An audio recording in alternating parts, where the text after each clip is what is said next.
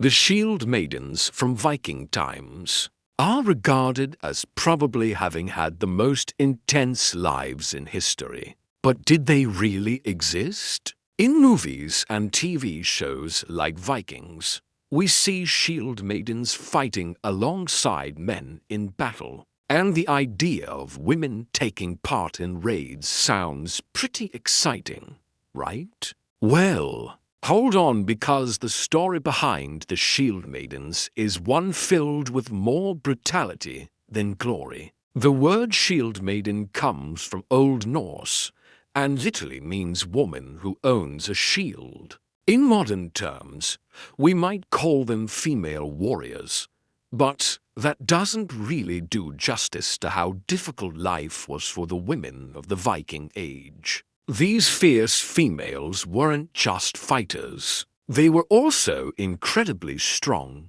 smart, and independent. Their lives were challenging and dangerous, but they were also filled with opportunity and freedom. Before we get into this video, remember to give us a thumbs up so you can get more videos like this. Also, stick around until the end, because we've saved the most shocking facts about the shield maidens for last. What is a shield maiden?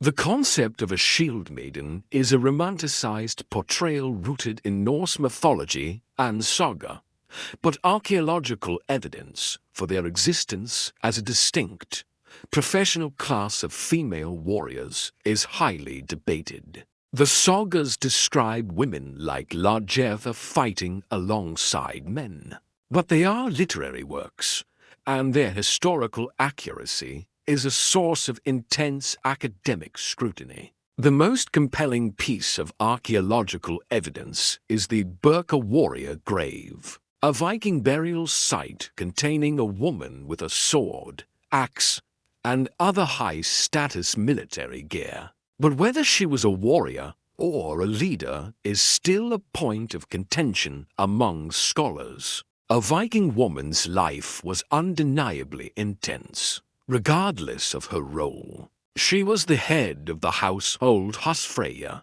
managing the farm, finances, and slaves while the men were away raiding. This role required immense strength, resilience, and a deep understanding of survival skills. From farming and animal husbandry to blacksmithing and building, it was a demanding job made even harder by the fact that women were expected to perform all these tasks while also bearing children and caring for the elderly. However, despite the challenges they faced, Viking women were respected members of their society, and their contributions were highly valued. They had legal rights that were far more progressive than their Christian contemporaries. Women could own property, inherit from their fathers, and even seek a divorce. But these rights were not without their own brutal realities,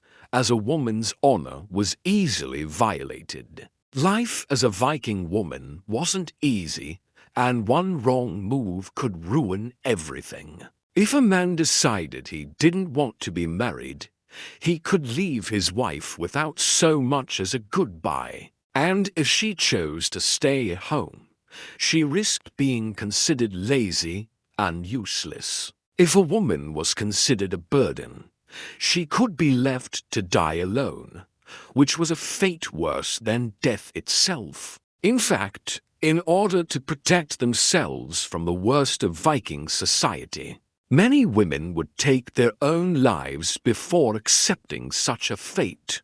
For Viking women, being strong and self-sufficient was essential.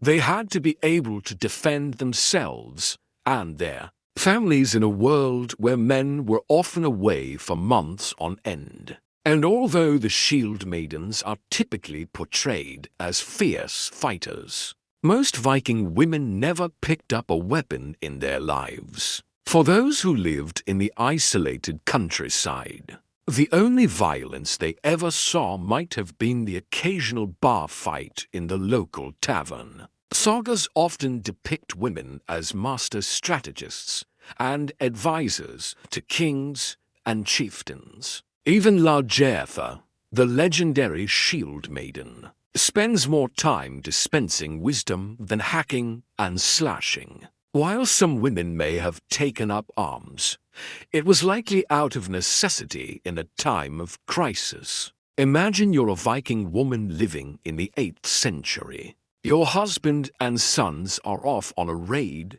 and suddenly a band of marauders shows up looking to pillage your village. What do?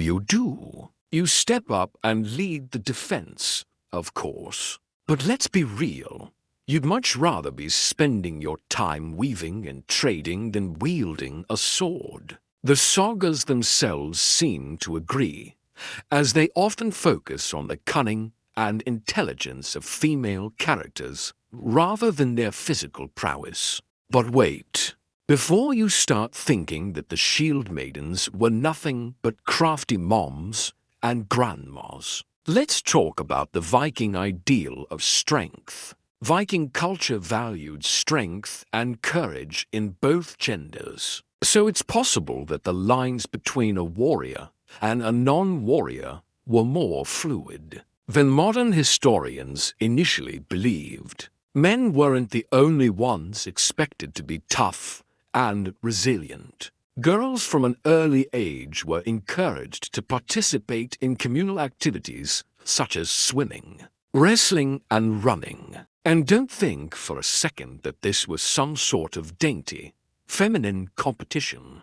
These were full-on athletic events that tested the strength and endurance of every Viking kid. The goal was to create well-rounded individuals who were capable of handling any situation that came their way. So yeah, Viking women might not have been the delicate flower type.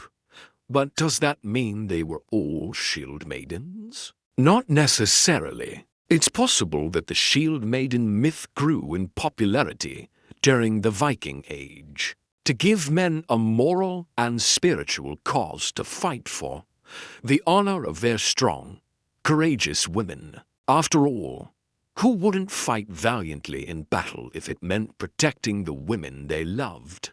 Plus, it makes sense that a group of men would follow a female leader if she was considered particularly badass. It's a bit like how today we might be more willing to listen to a female CEO who's known for her intelligence and strength rather than a male CEO with a reputation for being a shady businessman. Sure, there might have been some female CEOs who were just lucky to be in charge of companies that happen and to be doing well at the time.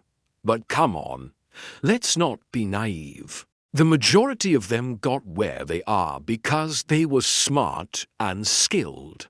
Likewise, a female Viking chieftain would have had to be particularly impressive to gain the respect and loyalty of her people. So maybe the shield maidens aren't real, but they should be. Viking culture was all about strength and bravery, and it seems unlikely that women would have been excluded from the warrior class. In fact, there are plenty of examples of female warriors in Norse mythology and folklore. And let's not forget that the sagas were written by men who clearly admired the strength and independence of the women in their society. So why would they leave out such an important part of Viking life? The truth is that while women were respected in Viking society, they were still expected to fulfill certain gender roles. It was considered inappropriate for women to display their bodies or engage in activities that were seen as too masculine. So even if some women did participate in combat, it's unlikely that they would have done so regularly or professionally. It's more likely that women took up arms only when absolutely necessary, such as defending their homes during a raid. Plus, let's not forget the brutal reality of the time period. Women were seen as property and were often traded as political pawns. Inviting a bunch of armed men into your home was risky business, and it's understandable that women would want to protect themselves and their families. But does that make them shield maidens? Maybe. But calling them skilled warriors or professional fighters is a bit of a stretch. The idea of a shield maiden is appealing because it allows us to imagine a world where women were free to be whoever they wanted to be. But the truth is that Viking women faced many of the same constraints as women today. They were expected to conform to certain gender roles and were often objectified and dehumanized. However, despite these limitations, Viking women were still able to make their mark on history. They managed households, farms, and businesses while their husbands were out raiding. And they were also active participants in trade and commerce. Viking women were also respected members of their communities and were often involved in religious and political life. So while the shield maiden myth may not be accurate, the women of the Viking age were still fierce, independent, and strong. The shield maiden myth may have been created to inspire men in battle, or to glorify the strength of Viking women. Or it may simply be a narrative device to explain why a group of men would follow a woman into battle. The truth is that the shield maidens are shrouded in mystery and speculation, and that's part of what makes them so fascinating. Now, here's the most compelling piece of evidence against the shield maidens. The genetic analysis of Viking remains has shown that while men were often buried with weapons, the vast majority of women were not. This would make sense if women weren't expected to fight in battle. Instead, they were given jewelry and other items that symbolized their status as wives and mothers. So while the existence of shield maidens as a historical reality may always remain a subject of debate, a mystery that challenges our understanding of gender roles in the past, the legacy of the shield maiden lies not in her existence as a widespread reality, but as a symbol of the complex and fierce nature of Viking womanhood. If you enjoyed this video, then check out these related videos next.